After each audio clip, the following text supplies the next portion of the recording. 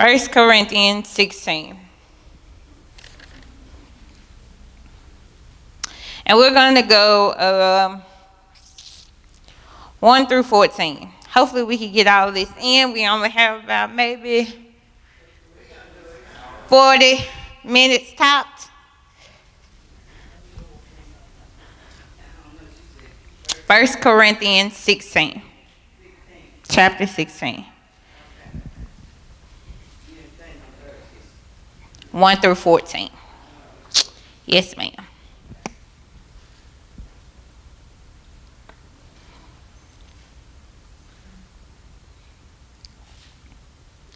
Are we ready? And it reads, I'm going to be reading from the NIV version because it makes sense to me. It makes it plain for me. So if you have the King James version, I'm sure you could just follow along. And it reads, now about the collection for the Lord's people. Do what I told the Galilean church to do. On the first day of every week, each one of you should set aside the sum of money in keeping with your income. Save it up so that when I come, no collection will have to be made. Then when I arrive, I will give you letters of introduction to the men you approve and send them with your gift to Jerusalem. If it seemed advisable for me to go also, they will accompany me. 5 says, after I go through Macedonia, I will come to you, for I will be going through Macedonia. Perhaps I will stay with you for a while, or even spend the winter, so that you can help me on my journey wherever I go. For I do not want to see you now and make only a passing visit. I hope to spend some time with you if the Lord permits. But I will stay on at Ephesus until Pentecost, because a great door for effective work has opened to me, and there are many who oppose me. When Timothy comes, see to it that he has nothing to fear while he is with you, for he is carrying on the works of the Lord, just as I am. No one then should treat him with contempt. Send him on his way in peace, so that he may return to me. I am expecting him along with the other brothers. Now, about our brother Apollos, I strongly urged him to come to you with the brothers. He was quite unwilling to go now, but he will when he has the opportunity. But no, 13 says, be on your guard, stand firm in faith, be courageous, be strong, and do this all in love. The word of God for the people of God. We're going to talk just briefly. I have 3 points. Giving, respect your leadership, Christian leadership, or whatever position that's above you or that you have to answer to. And number 3, be alert and love one another. Here, it's funny because in 1 Corinthians 15, Paul is writing this letter to Corinth. And in 15, he's just telling them about the life after, the glorious wonderful things that we'll see in heaven and all the things that we're going to experience. But then at the end, he gets down to the nitty gritty. He gives us some instructions. And I kind of identify with Paul a lot because Paul was the only disciple, shall I say, in the Bible that could write a letter and flip a whole nation upside down just by a stroke of his pen. He wasn't the best preacher.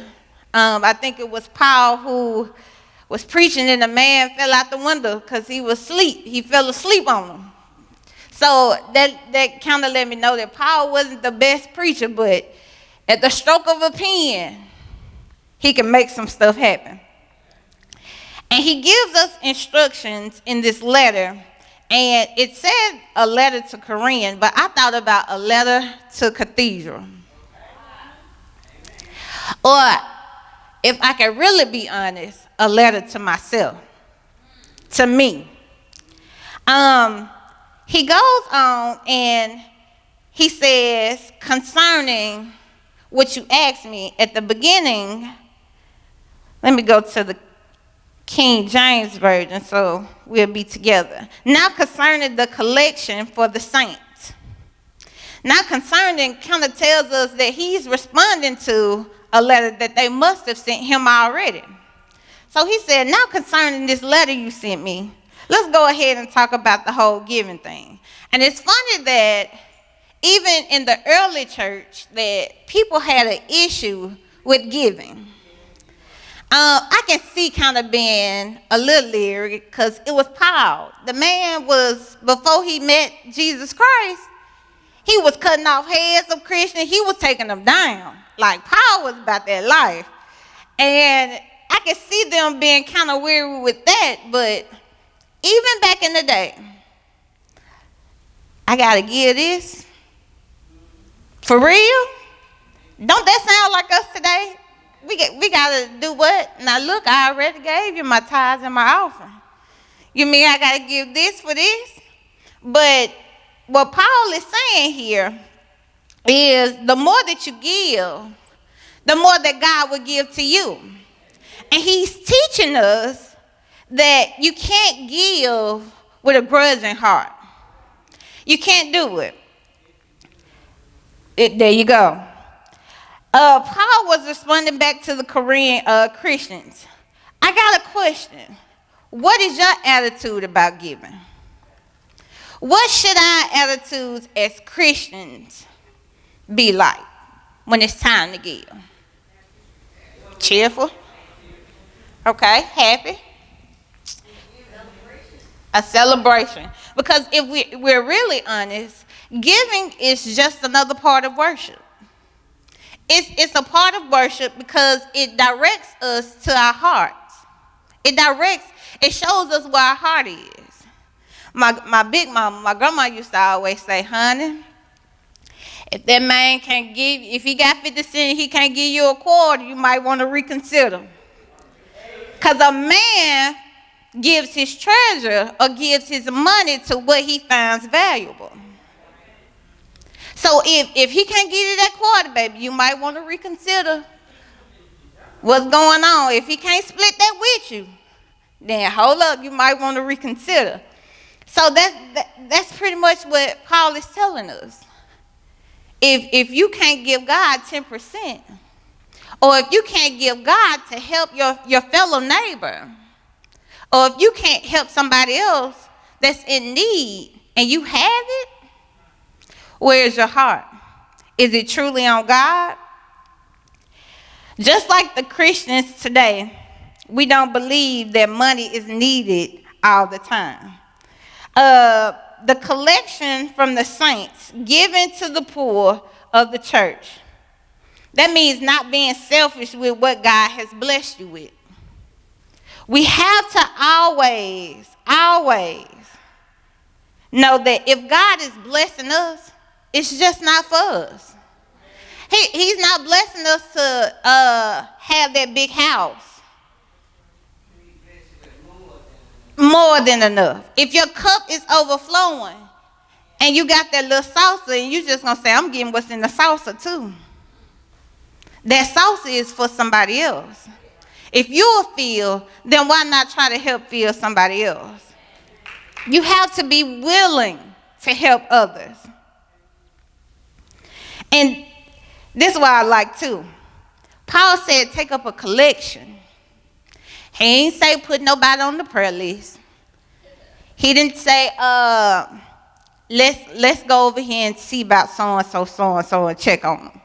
He didn't say that. He said send a collection. Sometimes you got to put your hand on things.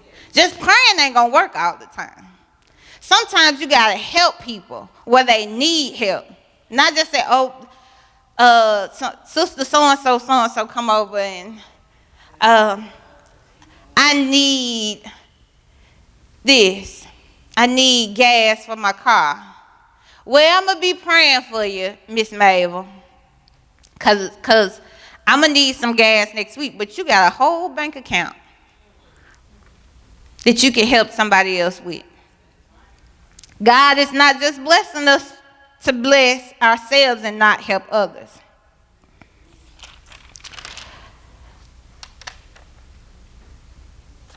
Also, in the word, it says, as I have given orders to the Galatians church. Let me go back. I have given, now concerning the collection of the saints, as I have given orders to the church of Galatia. So you must do also. On the first day of the week, let each one of you lay aside something. I don't have to give what you give. I don't have what you have. But what I do have, I give it to him. It might not be what you have. So therefore, I don't have to be ashamed if I just got $10. Because all I was blessed with this week is $100. And I'm thankful for that 100. So I'm going to give what I have. You might have 500 this week. So yours 50. I can't ball mine up and be ashamed. I'm going to walk down the aisle proud this little $10. Here go my 10, Lord. I want to be able to give you what I have. I think it was the woman, everybody was giving an offering and everybody was rich and they were just flung before Jesus and just giving all at the altar. And this lady comes with 2 pennies. And Jesus stopped the whole thing and he said, this lady right here, she's giving all that she had. While y'all around here flung, want to be impressed. That's why I kind of have an issue with the whole $50. Bring $50 up because half of it just for show. Half of it just for show. And if you want to be real about it, half of them probably didn't have the 50 to give no way. But they want to be important. And I ain't going to be ashamed. I'm going to get this 50. You got $50, girl. But if we going to be real, Lord, I only have $2 today. My last 2. And if I'm giving it to you, I ain't losing it. Because he finna get that right back plus some more. Plus some more. So you have to, the old song says you can't beat God's giving no matter how you try. No matter how you try. So what Paul is telling us here is you got to help people. The people in Jerusalem were poor. They were poor. And Paul said, look, we praying. Yeah, we praying. But we need to take up a collection to send. We have to put something tangible in their hands to let them know, look, we're standing with you. You're not in this alone. So that's our giving. We have to be willing to give. Now let's go to the respect of leadership. Paul said that he was coming through. See, Paul already knew. He already knew these folks. He already knew that they were kind of a handful. They really kind of didn't respect him when he was preaching, and they didn't respect him when he was an apostle. So they kind of gave him a hard time. So he knew he was sending Timothy over. And Timothy is this young preacher. He came up under Paul, and I kind of identify with Timothy too because I know what it feels like to be young in a spot where it's a lot of seasoned folks around. And it kind of messes with your confidence a little. It kind of messes with your you ever been new on the job and everybody know what they doing? And you kind of looking around like, ooh, I want to ask somebody, but they going to think I'm slow. So I'm just going to sit over here and look at what she doing, kind of pick it up a little bit. So he already felt like that he didn't equal up to everybody else. So Timothy already had a confidence issue or a self-esteem or respect issue in his position that he held. So Paul wrote in the letter, look, I'm sending Timothy. I need y'all to make sure he good. All that grief y'all give me, don't give to him. And I thought about it. I said, wait a minute. That almost sounds like the church. The A&B Zion Church, we switch up pastors every annual conference. You get yours back, you're lucky. You blessed. But if somebody got to come and it get a little rocky and pastor gone and we get a new one, it gets a little rough. And what Paul is pretty much saying, look, it ain't me this time. I'm not coming, but I'm sending somebody. I'm sending somebody right now, and he kind of weak. But in Acts 14, I like it because Paul gave Timothy a little pep talk. Said, look, boy, don't let these folk play you. I'm sorry, man, I'm paraphrasing. What he said was, don't despise your youth. Stand strong and firm on what you believe. So in other words, don't take no foolishness from these folk. You know what's right. You know what I taught you. Stand firm on it. Stand firm on it. So he looked out. He knew that leadership wasn't just about showboating. He knew that leadership came with a price. He told, let me make sure, let me go to the scripture so we can make sure we're getting it right.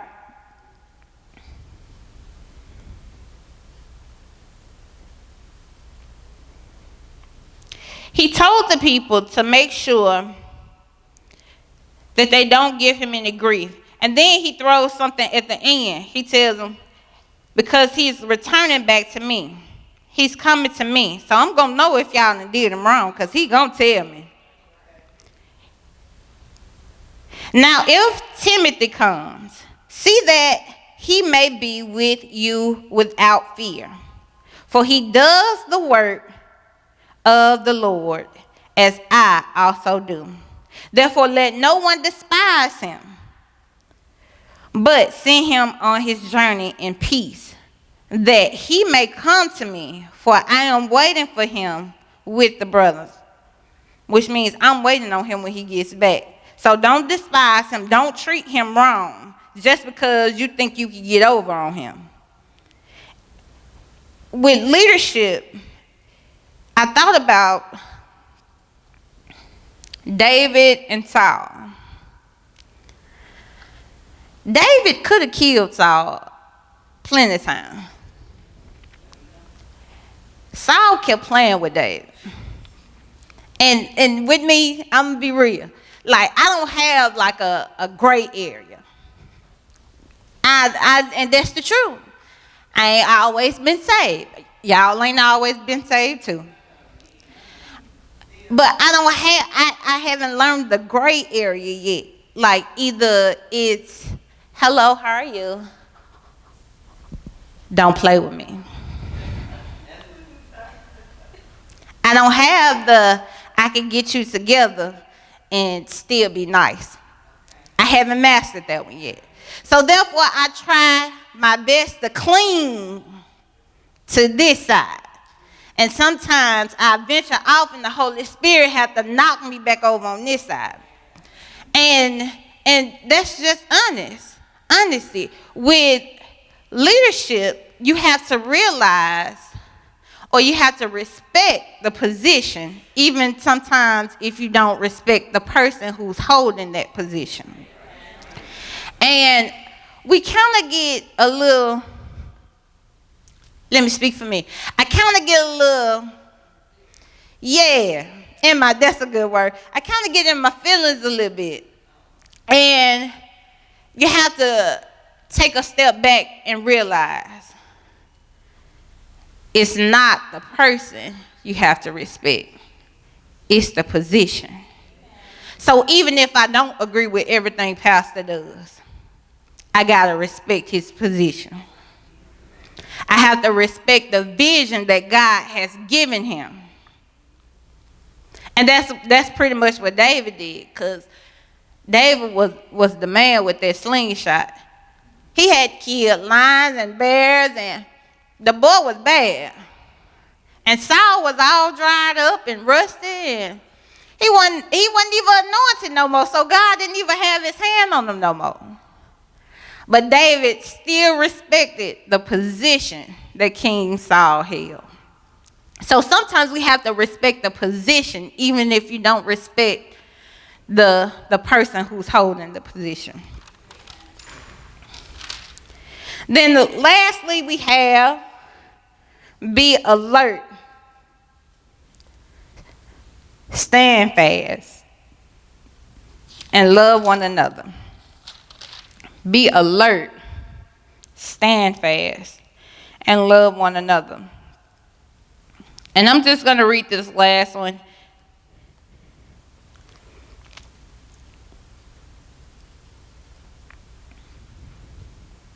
Yeah, I got so many notes. All right.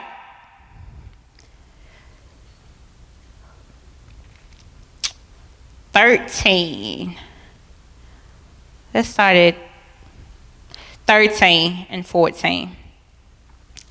Watch, stand fast in the faith.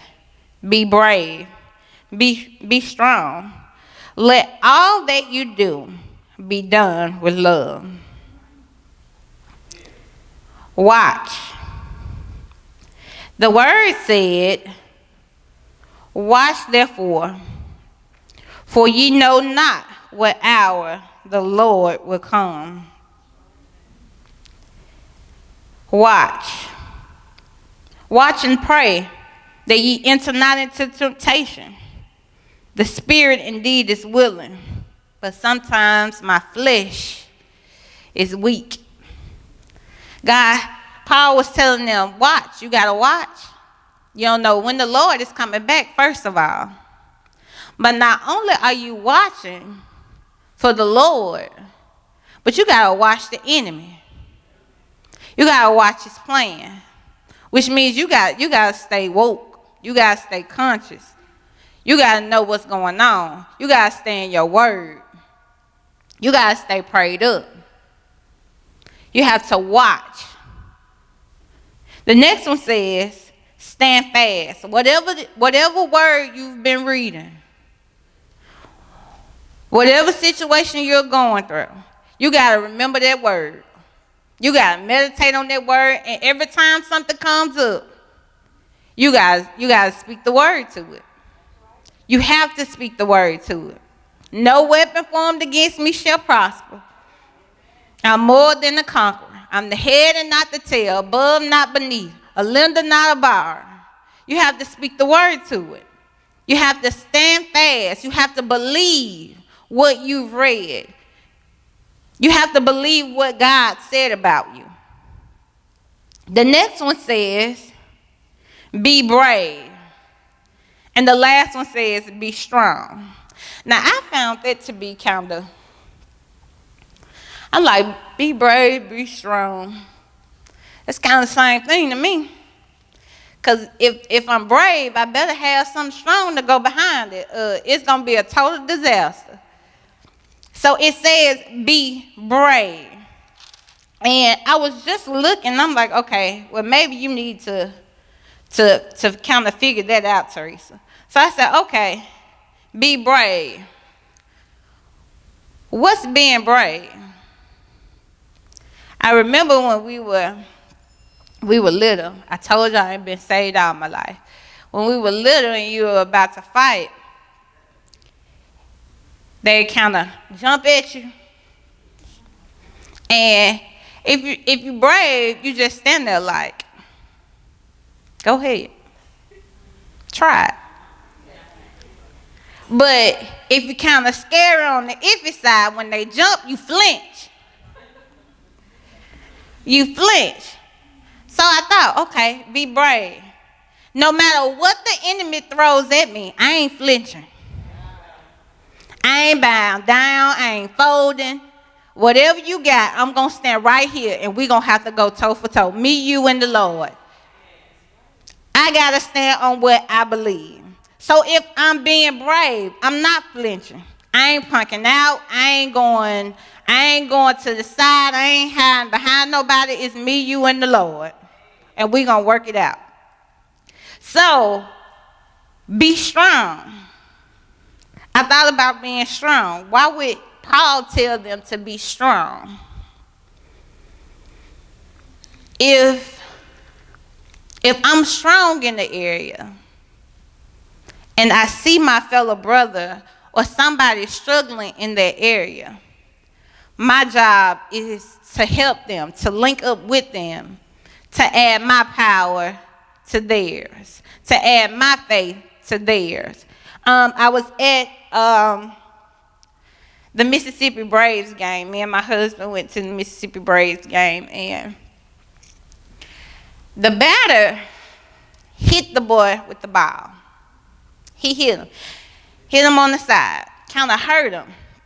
And when you get hit with the ball, I didn't know this. This is all new to me. Since I was like, he got hit with the ball. I thought you'd go sit down. But if you get hit with the ball, you get to go to first base. So he limps to first base. And I'm like, how on earth? Why would they put him on first base? Like, he hurt. What he gonna do with the rest of the bases? He goes to first base, and somebody else comes out and takes his place. What you have to do is, when you see somebody hurt in your faith community, you have to go link up with them and say, tag, I'm in. I got the rest of the bases for you. Your faith getting weird, tag, I'm in. Don't worry about it. I'm praying for you. You need a little money. I got $10. You need $5. Tag, I'm in. I got you. You need help with that child that's struggling. I mentor. Tag, I got you. That's how it works. We have to link up together. And when we link up together, we become strong. When we link up with God, God said he's made strong in our weakness. So when we're linked up together, that's where the strong comes from. And that's what Paul is saying. Jerusalem is hurting right now. So when we're sending our gifts over there, we're linking up. We're letting them know you ain't doing it by yourself. You got somebody over here that's praying for you. So every morning when you wake up, you're not in it by yourself. You don't feel alone. You don't feel cast out. You know somebody riding with you somewhere. And that's what we have to understand as a faith-based community. It's not about us. And once we get over the selfish mentality, once we start, or once we stop backbiting, being jealous and envy, because that's what we need to watch. That's what we gotta watch. We have to watch, because Satan is looking for the smallest crack. The smallest crack. And he got a plan when he get in. He got a plan when he get in. It ain't no let me get in and I'm going to see what I'm going to do. He already got his plan together. So that's why we have to be steadfast. Got to watch. You have to be steadfast. You got to be brave. And you got to be strong. You have to know that the people around you got you. And if they ain't got you, God got you.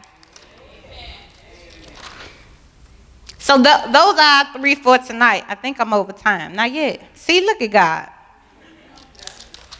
But you have to first give.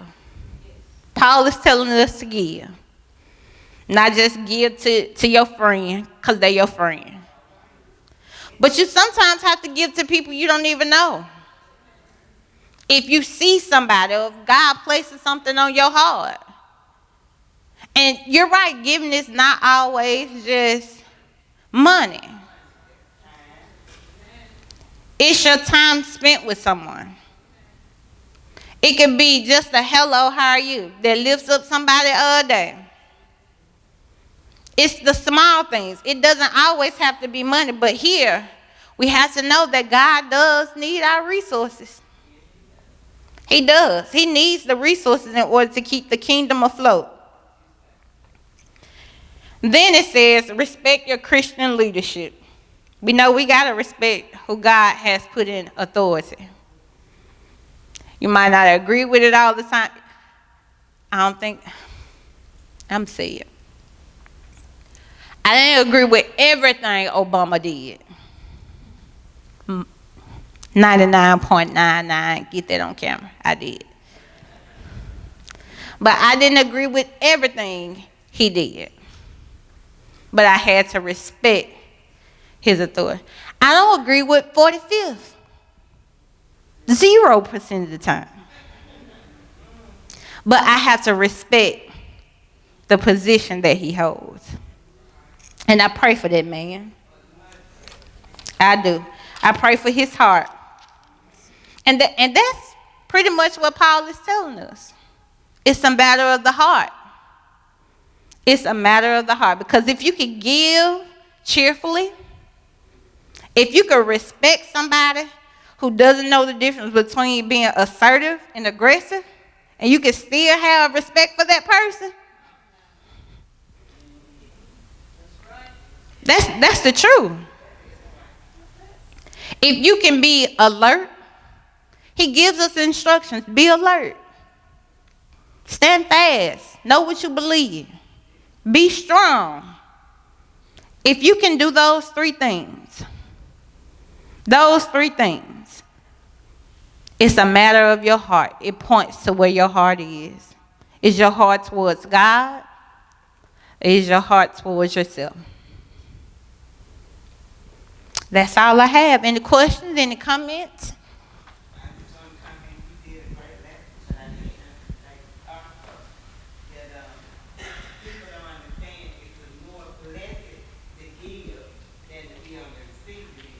Amen.